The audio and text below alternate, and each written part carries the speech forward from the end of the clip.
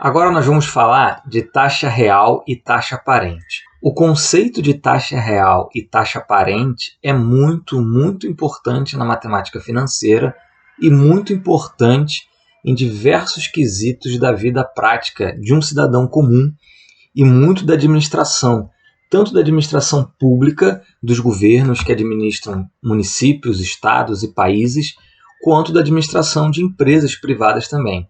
E da administração pessoal, como eu falei, para os cidadãos. Esse conceito aqui é muito importante na administração das finanças pessoais, no que se projeta e planeja para o futuro e o que se faz no presente também. Porque é o seguinte, todo investimento financeiro tem uma taxa de rendimento. No entanto, as coisas também aumentam de preço no mesmo período em que o dinheiro fica investido. Então, na verdade, o dinheiro cresce uma determinada taxa quando está num investimento, mas também as coisas aumentaram de preço naquele período. Então, tem que se levar em consideração esse aumento de preço para se saber o rendimento real do valor que ficou lá investido. Por exemplo, se você coloca seu dinheiro numa aplicação que rende 10% ao ano, mas a inflação naquele período foi de 5%, então o seu dinheiro cresceu 10%, mas as coisas aumentaram de preço 5%. Então, o seu poder de compra, ou seja, o valor real do dinheiro, não aumentou 10%. Porque sempre que a gente fala de dinheiro, de matemática financeira, a gente tem que falar do poder de compra. O que importa é o poder de compra e não a quantia em si. O dinheiro não tem nenhuma utilidade se ele ficar parado, se ele não for comprar ou pagar algum serviço.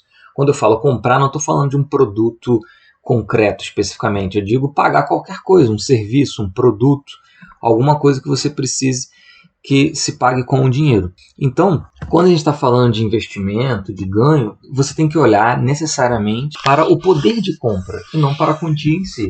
Se eu te disser que eu vou te dar R$1 milhão, mas ele tem que ficar parado, guardado, você não pode fazer nada com ele nunca, esse 1 milhão não serve para nada. Um dinheiro só serve se ele puder ser usado em algum momento.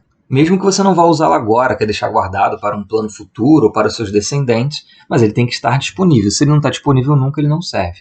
Então, a taxa aparente é o quanto o dinheiro rendeu lá no investimento, sem descontar ainda a inflação.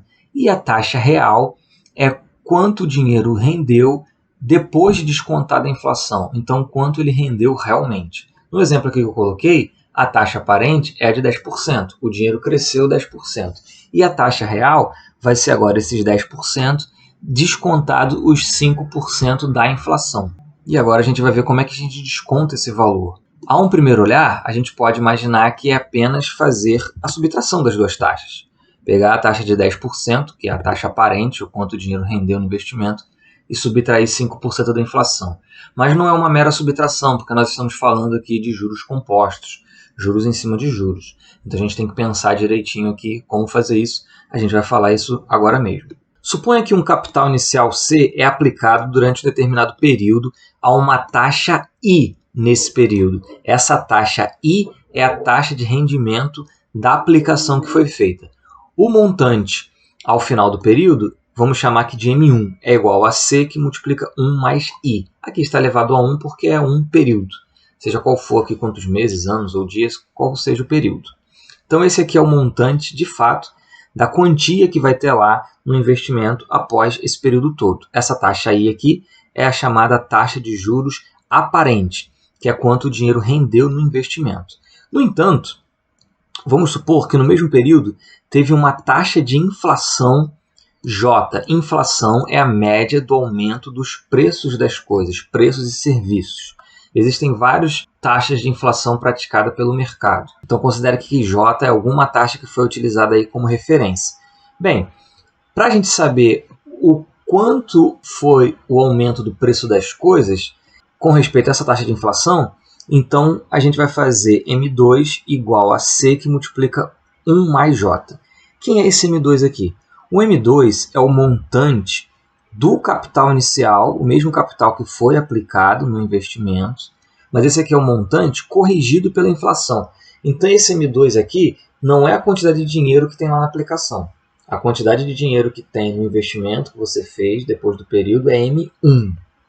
Esse M2 é quanto aquele capital inicial está valendo agora com respeito à inflação. Isto é, um produto que lá no início, no tempo zero, você comprava por C, ele agora está custando M2. Então imagina, não sei, um aparelho de celular, por exemplo, que custava C. Com o aumento aqui pela inflação, ele custa agora M2. Então, você tinha C no início que comprava o celular. Você não comprou o celular, aplicou esse dinheiro e agora o dinheiro virou M1. Esse M1 é quanto você tem na sua conta, o dinheiro aumentou. Mas aquele celular, esse M1 é maior do que o C, o valor na sua conta aumentou. No entanto, o C, o valor do aparelho celular, ele também não é o mesmo, agora ele aumentou, ele vale M2. Se o seu investimento foi maior do que a inflação, então o M1 vai ser maior que M2.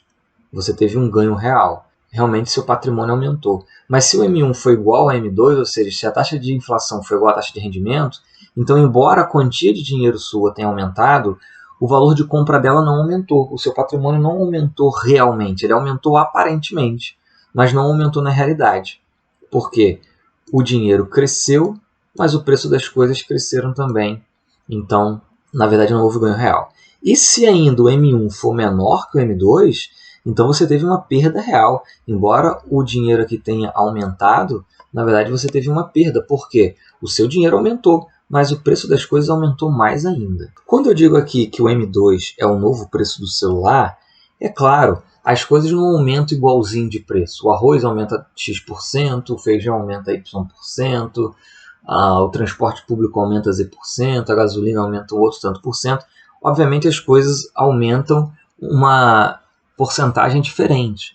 No entanto, a inflação é uma média. Então, não que o aparelho celular em si tenha aumentado de fato de C para M2, aqui no meu exemplo. Esse aqui é um aumento médio da inflação. Vamos fazer uma continha rápida aqui do exemplo. Digamos, então, que o rendimento da aplicação que foi feita é de 10% num determinado período e a inflação foi de 5%. Vamos imaginar que o capital inicial, o dinheiro investido, tenha sido de R$100. Isso quer dizer, então, que depois vai ter lá na conta R$100 mais os 10% de R$100. Então, você vai ter lá R$110. No entanto, as coisas aumentaram de preço. Então, alguma coisa que custava R$100 agora custa R$105. Como eu faço para saber o ganho real de fato? O ganho real de fato não foi 10%. De quanto foi realmente o ganho, ou seja, o ganho real, a taxa real? Bem, eu tenho que imaginar o seguinte. Aquilo que custava R$100 agora custa R$105.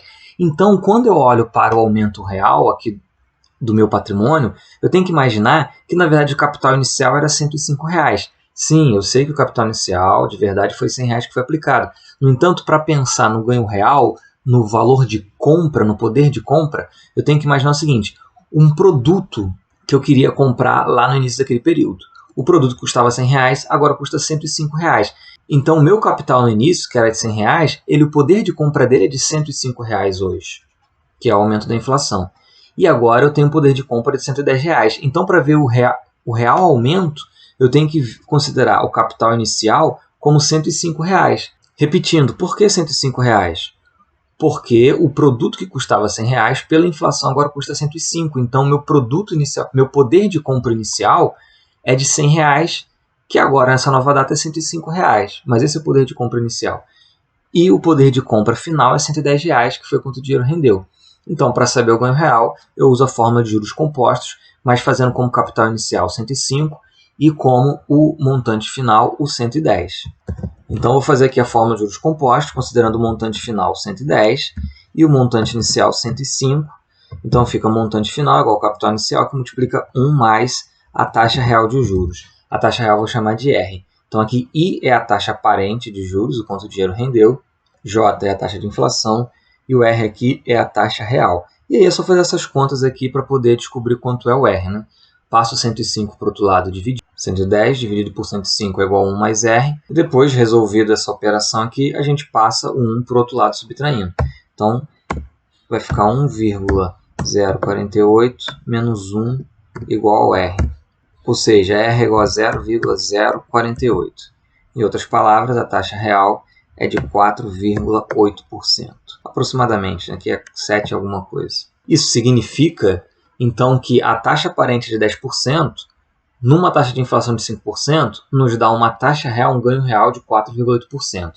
Então, se você comprava um produto lá no tempo zero, com esse dinheiro aplicado depois dessa inflação, você compra um produto e mais 4,8% desse produto. Mesmo que seu dinheiro tenha rendido 10%, você não consegue comprar um produto e mais 10% dele. Você só consegue comprar um produto mais 4,8%, porque teve a inflação de 5%. Observe que não foi só fazer a subtração, 10 menos 5, embora seja um valor próximo, né? 4,8 é próximo de 5, mas não é igual.